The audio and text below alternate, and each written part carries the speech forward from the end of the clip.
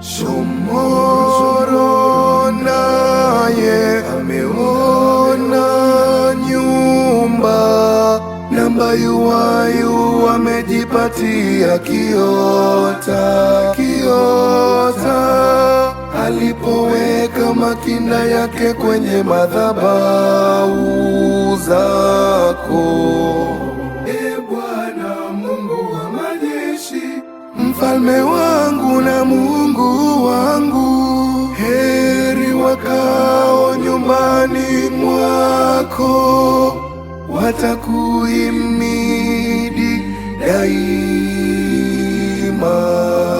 Shomoro naye ameona nyumba, na mbayuwayu amejipatia kiota.